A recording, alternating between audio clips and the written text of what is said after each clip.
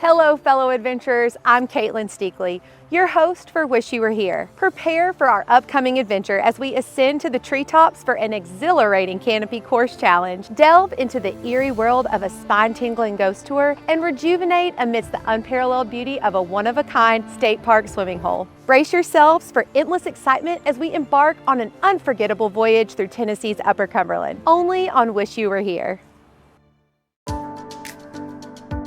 This program was made possible by contributions to your PBS station from viewers like you. Thank you.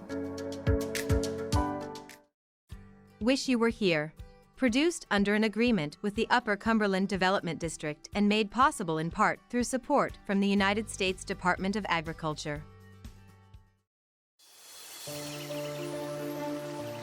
In the heart of Tennessee, there's a little slice of heaven you just gotta see.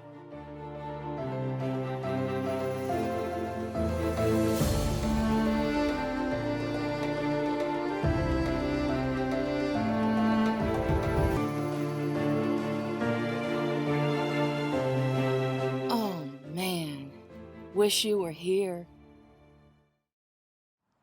Welcome to Wish You Were Here, Adventures in Tennessee's Upper Cumberland.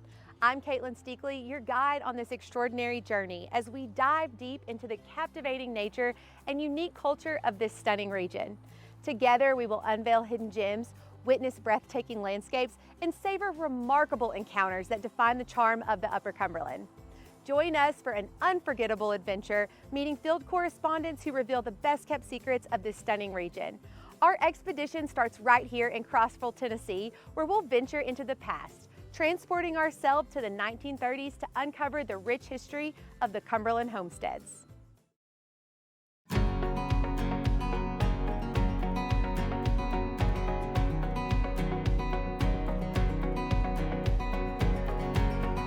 Step back in time at the Homestead Tower Museum.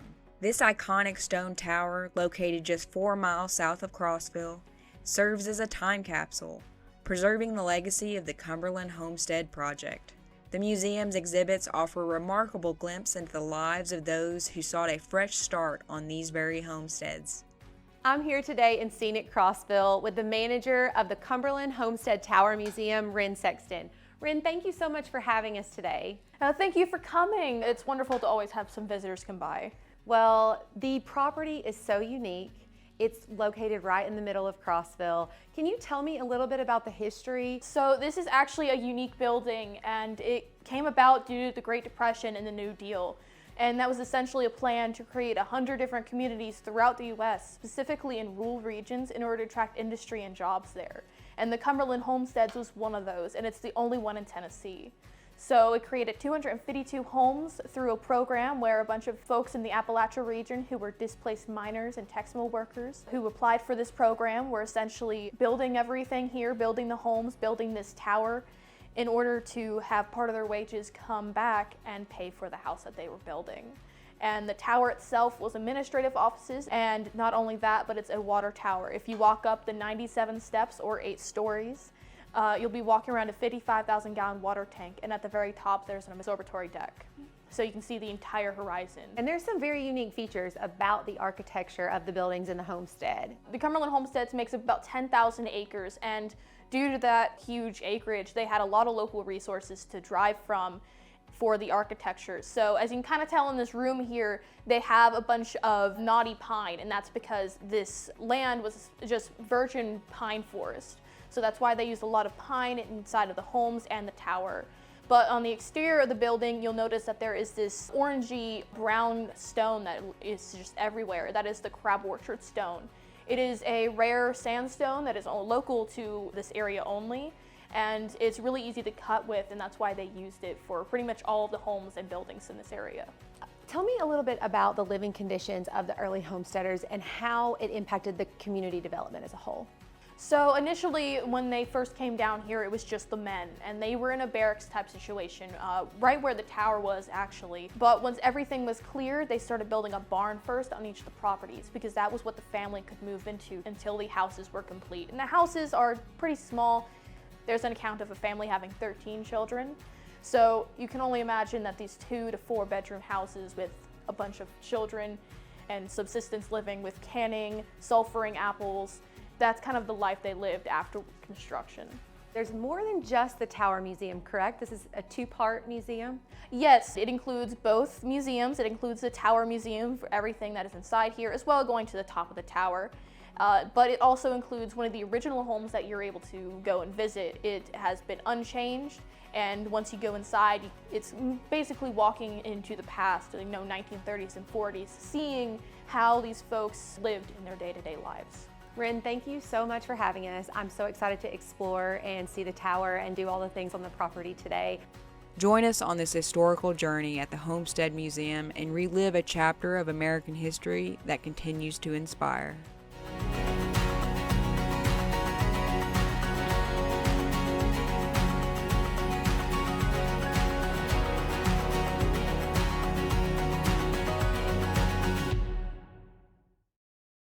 At Cummins Falls State Park, the Canopy Course Challenge invites adventurers into a realm where treetops transform into exhilarating pathways.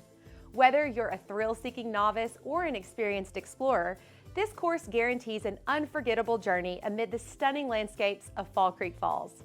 Join field correspondent Rafferty Cleary as he embarks on this high-flying adventure. Let's find out how he fared among the treetops.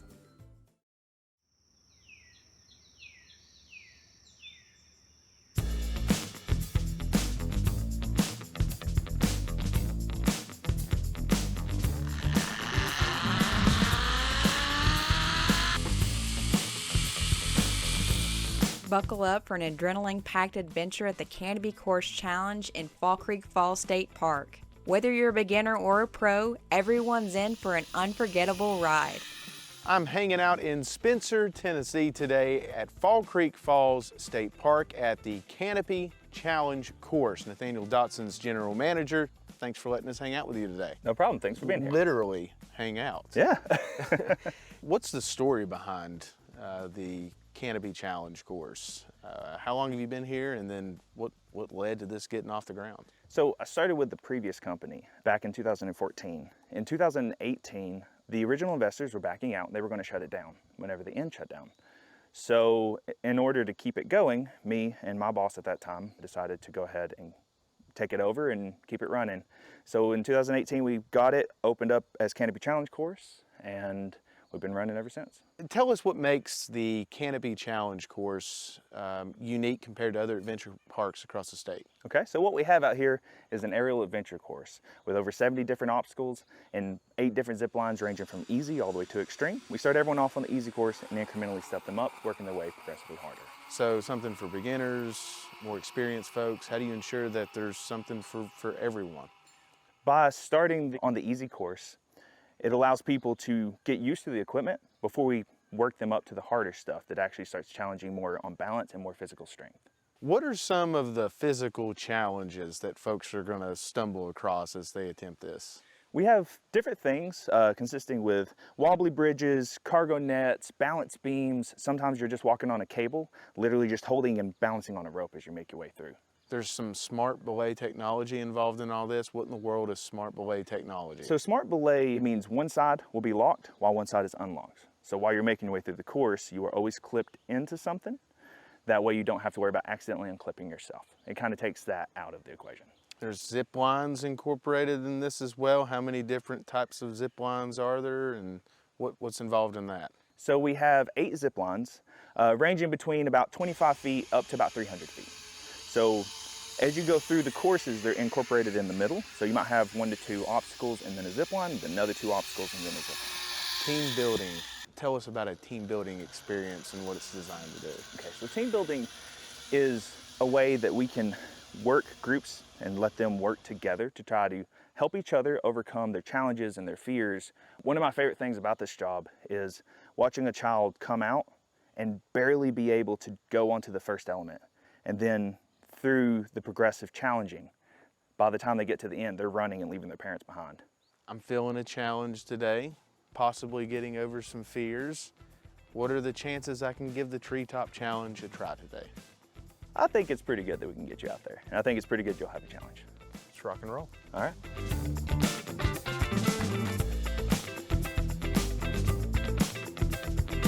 Make the most of your day in the exquisite Cummins Falls State Park. Beyond the Canopy Course, delve into a world of natural wonder as you explore numerous breathtaking overlooks, stunning waterfalls, and a myriad of unparalleled experiences that the park has in store for you.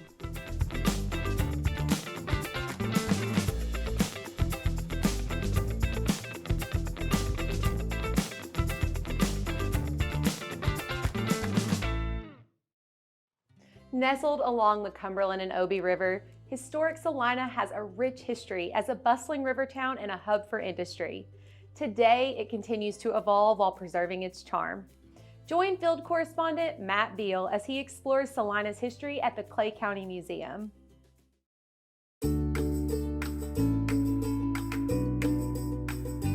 Established in 1986, the Clay County Museum has evolved and expanded its collection over the years, preserving the essence of this remarkable region.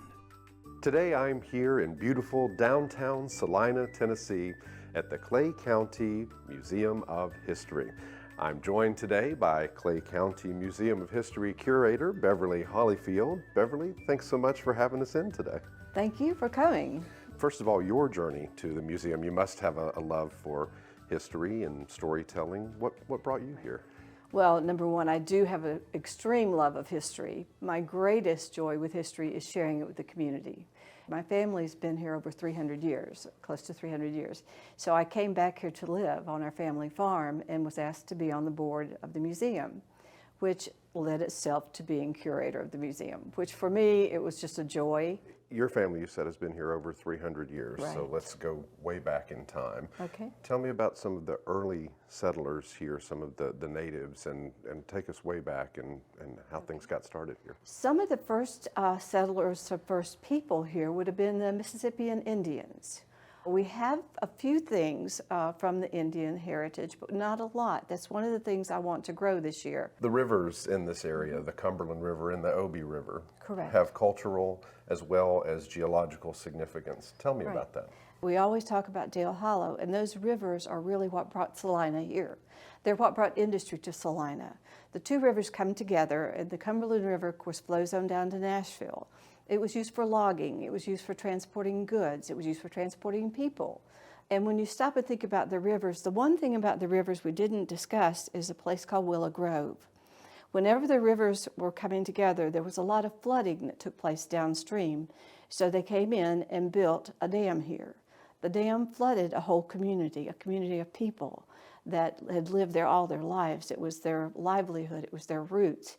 But when the dam came in, they had to come in, the land was purchased, and the people were displaced. But then it helped to prevent flooding downriver. And there are historical people that come from here or have lived here. Walk me through who those folks are. I'll have to talk about my favorite one, which is Cordell Hull.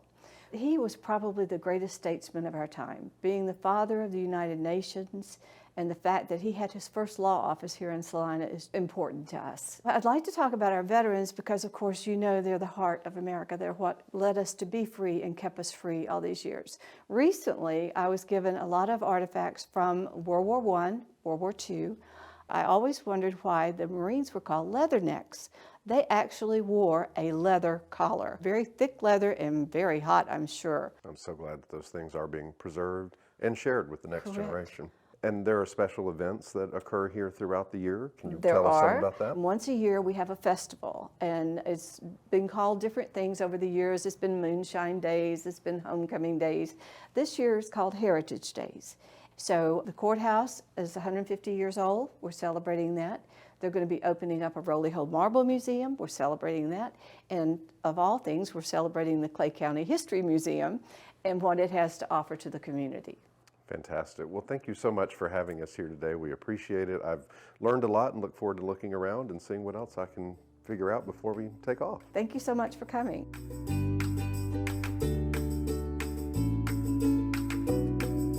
The Clay County Museum serves as a beacon, inspiring the local community to reconnect with its heritage, bridging the past and present. Unique exhibits await, each one a portal into the captivating history and culture of the land.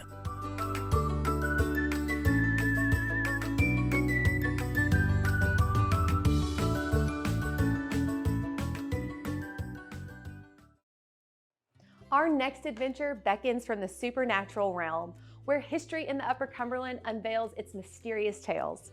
In the pursuit of the paranormal, one may stumble upon the unexpected.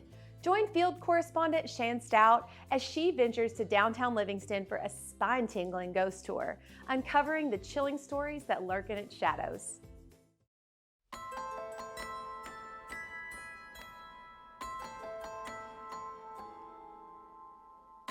As the moonlight cast an eerie glow upon the historic streets, we step into a world where the past and present collide. Join us on a walking ghost tour like no other. As you can see, the sun has gone down behind the Livingston courthouse, and there's an eerie breeze in the air. And so you know that means that we might have a shot at a spine-tingling ghost tour, because we are here with the mysterious and charming Darren Shell, otherwise known as the Grave Digger. Hi, Darren. Hello, welcome to the haunted history tour of Livingston Court Square. Now, after we take this tour, what if I have more questions about the history, the stories behind what you're telling us? Is there a way we can get more information? Yes, I have a few books on the subject, and one is about Livingston and its creepier history, and several others. I'm mostly known for the history book about Dale Hollow Lake. So what you're telling me is the Upper Cumberland is a plethora of mysterious and all kinds of exciting things to learn. There is a lot of great creepy history here. Okay, Darren, I think I'm ready for the tour, but there's something you need to know. I'm a little bit of a chicken, so I hope you don't mind. I brought protection. You knew who to call. This haunting journey will transport you through time as you walk in the footsteps of restless spirits and uncover the mysteries that shroud these hallowed streets. Tonight, our tour will be a historical tour. The stories I tell you are historical fact.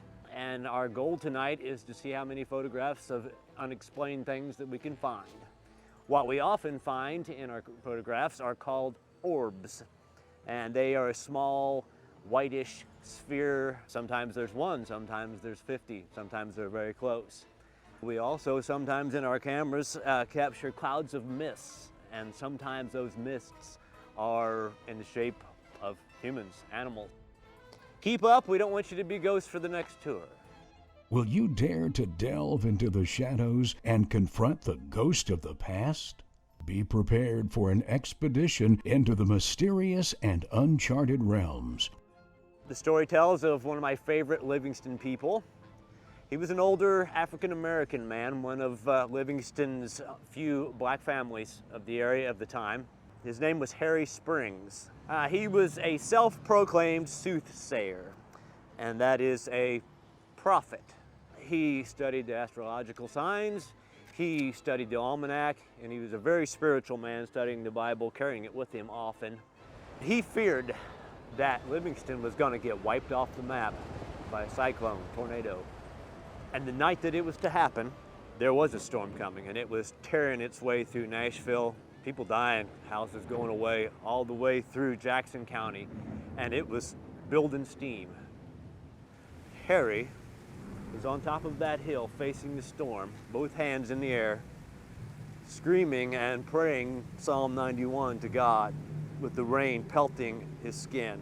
And that storm raced up to the edge of our town, swung wide, dissipated, and passed the town and came right back together and bulldozed right through Byrdstown. And Livingston was spared of it.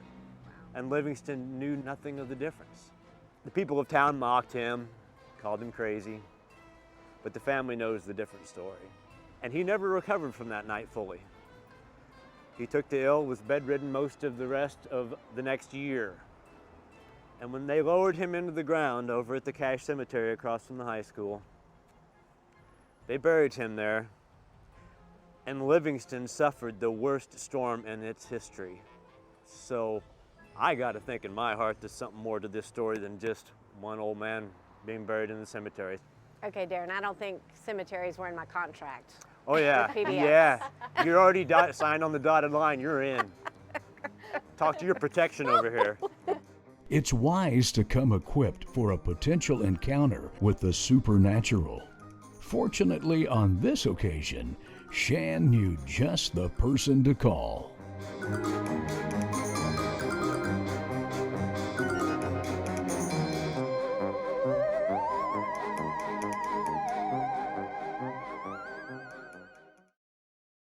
As the summer temperatures rise, we all seek a refreshing escape. What better place to cool off than in the embrace of a natural waterfall? Let's join Rafferty Cleary, our field correspondent, as he ventures to Cummins Falls State Park, diving into the refreshing waters of this pristine natural wonder.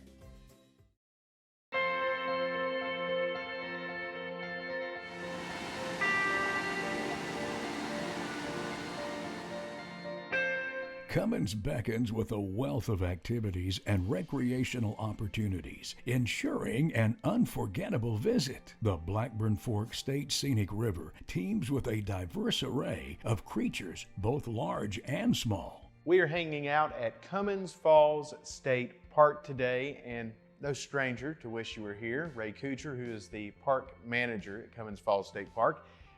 Thanks for letting us spend some time with you today. Well, I appreciate y'all being here. Thank you. Let's cut right to the chase. What makes Cummins Falls so unique compared to other state parks across the volunteer state? I think the waterfall, obviously, and there was a swimming hole at the base of the waterfall. And it's relatively easy access, and people just love that experience. Ray, what are some characteristics of Cummins Falls? The river that flows through the park is the Blackburn Fork State Scenic River. Mm-hmm. It flows all the way through the park. It starts in the edge of Cookville and heads into the Cumberland River eventually. The gorge is about 200 feet deep from where we are now down to the waterfall. The waterfall it's a beautiful waterfall. Because one of the things that makes it that way is the ledges at the base of it. So the water comes off from those ledges into this big plunge pool that people love to swim. Cummins Falls is a beast, no doubt about it. What do folks need to know and be aware of before they come and try to conquer this? It's a rugged hike. It's not a long hike, but it's fairly rugged for most people. So plan for that. If you haven't been hiking in quite a long time, you might not want to come in the middle of July on the hottest day of the year. Mm-hmm. So if you do, bring plenty of water. One of our biggest issues in the summertime is people having heat exhaustion, almost daily. We'll have to take water or Gatorade down to somebody and assist them getting out because they didn't plan. The hike is about 45 minutes in, 45 minutes out for most people. It's fairly rugged. If you don't want to do the hike, if you don't want to get down to the gorge, there's another alternative. Is that correct? Yes. You can hike down to the overlook, which is a very short hike, pretty easy, and you can view the waterfall from there.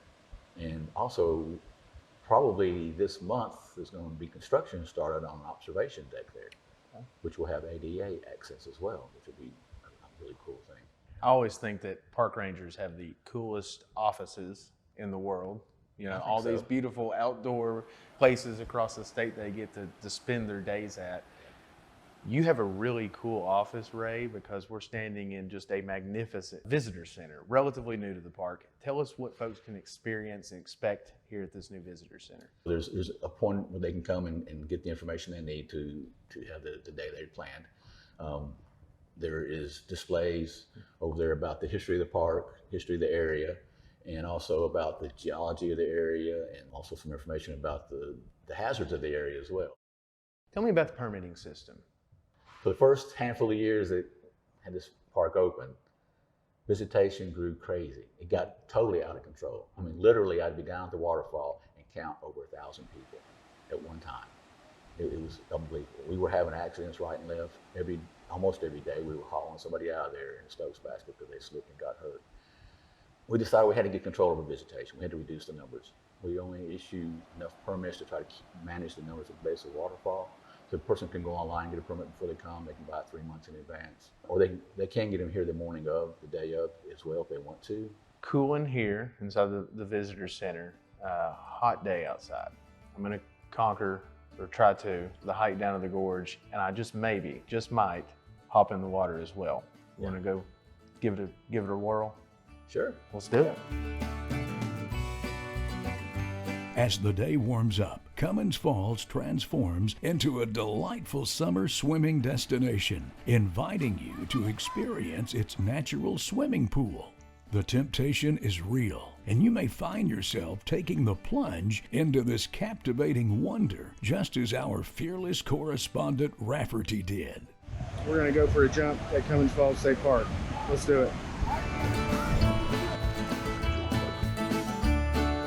What are you waiting for? Embark on an exploration of the natural wonders with Cummins Falls State Park.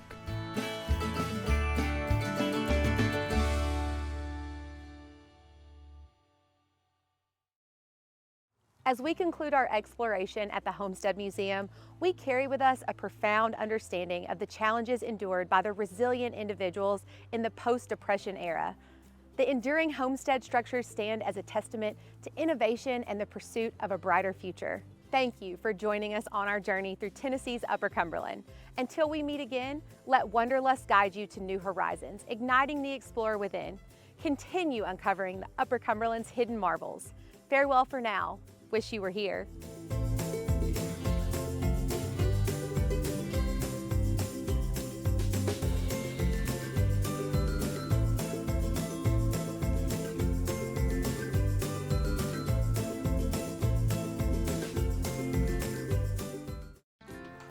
Ready on set? Ready on set? On the unforgettable. Be sure that you tune in and join us. There's a blooper for you, Craig. Whoa. What's up? No, wait, no, Blaine, you're good.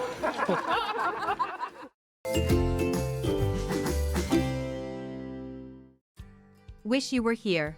Produced under an agreement with the Upper Cumberland Development District and made possible in part through support from the United States Department of Agriculture. This program was made possible by contributions to your PBS station from viewers like you. Thank you.